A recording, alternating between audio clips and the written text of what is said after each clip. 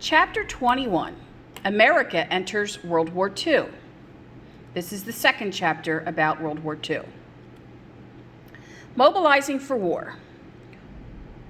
On December 7th of 1941, Japan attacks the U.S. naval base at Pearl Harbor, Hawaii. President Roosevelt then declares war on Japan.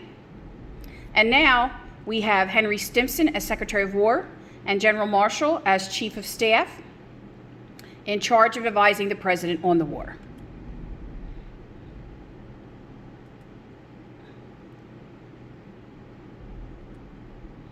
So the government signs cost-plus contracts, making sure that they can get as many materials made for war and the soldiers as possible, making sure to give the cost of the item plus a profit so companies are making money. Due to racism in hiring, companies are now required, if they take government money, to hire African Americans. The RFC gives loans to businesses to make war materials, and now the Great Depression is over. In 1942, American industry starts making materials like tanks, planes, automobiles. 1/3 of equipment is made by the automobile industry. Henry Kaiser makes Liberty ships or warships, assembled from prefabricated parts, and they create the War Production Board to track what is needed and the Office of War Mobilization to get the materials where it needs to go. We have to build the Army, so we have the Selective Service and Training Act is enacted again, and we have a draft. Every item that's made for the government is stamped with the letters GI, government issue. It is a segregated army. African Americans fight in separate units from whites. The Tuskegee Airmen cannot train here in Millville during the war, so they train in Tuskegee, Alabama, and they become part of the 99th Pursuit Squadron, and they help win the Battle of Anzio in Italy. Other minorities fight in World War II, second-generation Japanese Americans, Mexican Americans, and 1/3 of all Native American males volunteer even though they could not be drafted. Women are in the military, in the Army Auxiliary Corps, in the Air Service pilots, the Army Corps as nurses. Do you know 77 nurses were taken prisoner of war by the Japanese? We'll get to that in a later slide. Some of the early battles were in the Philippines, and this is where the nurses were taken prisoner of war. We were very good friends with the Philippines. We helped them to get rid of Spain in the late 1800s. That was in chapter 14. And now the Japanese want to take them over. We try to help, but unfortunately we are unsuccessful, and Philippines falls to Japan. Anything in red, including Japan, is taken over by Japan. After the attack on Pearl Harbor, Lieutenant Colonel James Doolittle trains pilots to bomb Tokyo, Japan. It doesn't do much. It's just really a sign saying, hey, we're on our way, and we'll eventually be coming closer. At the Battle of Midway, Japan loses 4 of their aircraft carriers, and we are able to break their secret code. Anything in red, this is the German Empire, were things that were taken over by places taken over by Hitler. So the first thing we have to do is down here, we have to get Hitler out of North Africa, and then we're going to go up through Italy and then eventually try to block him off.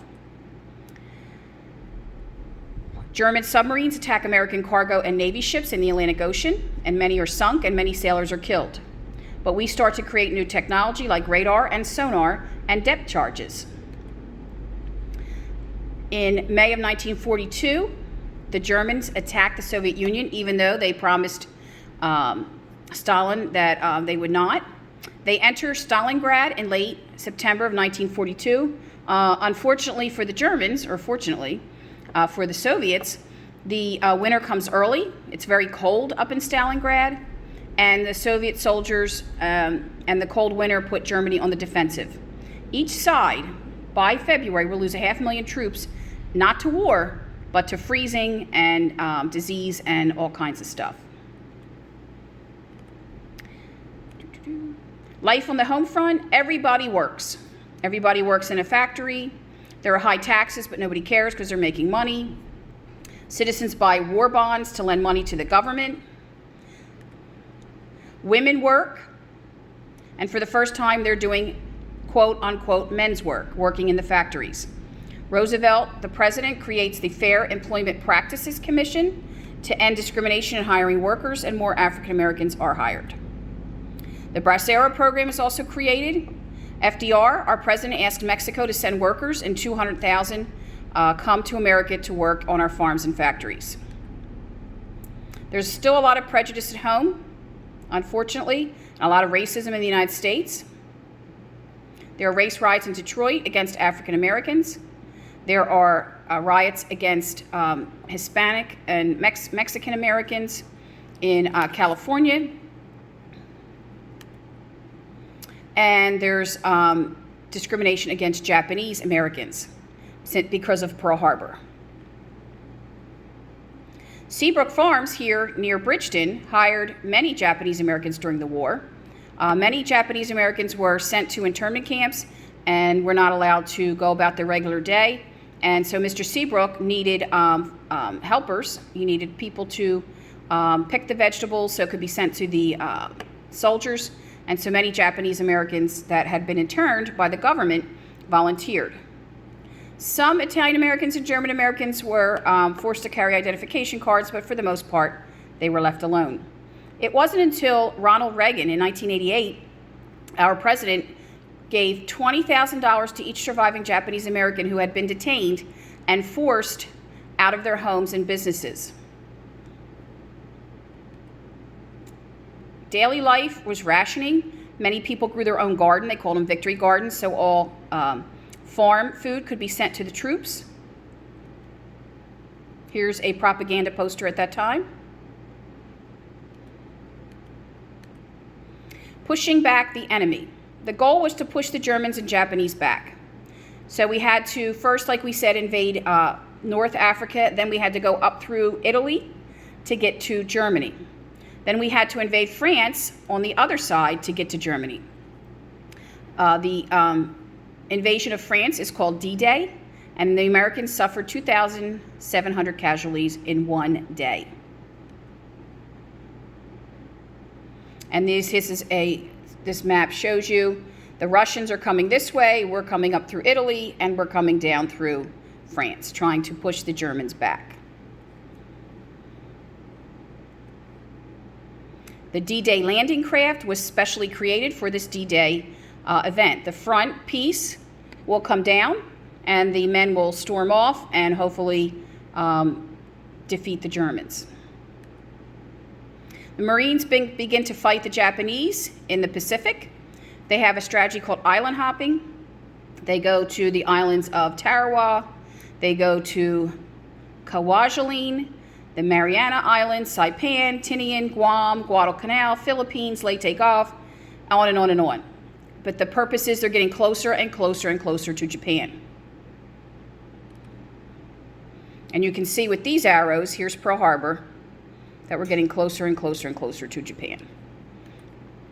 Navajo soldiers who volunteer in the war create a secret code that the Japanese are never able to break. That's amazing. They're called the Navajo Code Talkers. The war ends against Germany first. We fight, like I said, up through Italy and through France, pushing the Germans back. The last offensive is in France, called the Battle of the Bulge. Hitler almost gets on both sides, the north and south side of our troops, and tries to push them back and cut off their supplies. But at the last minute, the troops from Italy come up, and we win that battle. And there's just a map of that. The British and American troops enter Germany on the west side, and the Soviets enter on the east side. Hitler supposedly commits suicide in Berlin, Germany on April 30th, 1945. The Soviets reached the bunker first where he did this. Hitler supposedly and his wife took poison, and the bunker was set on fire. We call May 8th, 1945, the day Germany surrendered, VE Day, Victory in Europe. but we still have to fight the Japanese. And so we had a secret project called the Manhattan Project, which was a project for building an atomic bomb. President Roosevelt, during his fourth term in office as president, dies on April 12th of 1945. His vice president, Harry S. Truman, becomes the next president. And he has to decide what we're going to do when it comes to Japan.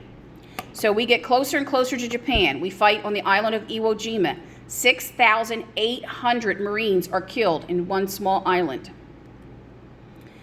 And then finally we realize that this is getting harder. We drop napalm bombs on Tokyo. It causes great fires there. 80,000 Japanese are killed, but they're still fighting. Then we go to the island of Okinawa, which is very close to Japan. They refuse to surrender. 12,000 American soldiers die there. And so we realize that if we are going to continue and try to invade Japan, that we could have up to 1 million casualties. And so on August 6th of 1945, we drop an atomic bomb on the city of Hiroshima, Japan. And August 9th, we drop a second bomb on Nagasaki, Japan, because the Japanese hadn't surrendered yet. And then finally, on August 15th of 1945, Japan surrenders. In 1943, before the war ended, Roosevelt, Stalin, and Churchill from Britain met to discuss what was going to happen after the war. Truman will stick with these decisions. After the war, they have the Nuremberg trials. Many Nazi officials in Germany were sent to prison and executed for war trials, but some escaped to South America through Argentina. So was Hitler really killed? Or did Hitler really kill himself, Or did he escape to South America? Nobody really knows. But by this point, he'd probably be dead from being old. The Japanese officials also were sent to prison and executed, although the emperor was not, because it was believed that the emperor was just a figurehead and didn't really know what was going on. The United Nations was created. This is similar to the League of Nations that Woodrow Wilson wanted to create after World War I. But finally, in 1944, United Nations is created. The headquarters is in New York City. It is a peacekeeping organization and human rights commission. And there's a picture of the building in New York. So World War II was many years. Many people died, thousands upon thousands upon thousands upon millions. And they call it World War II because of World War I.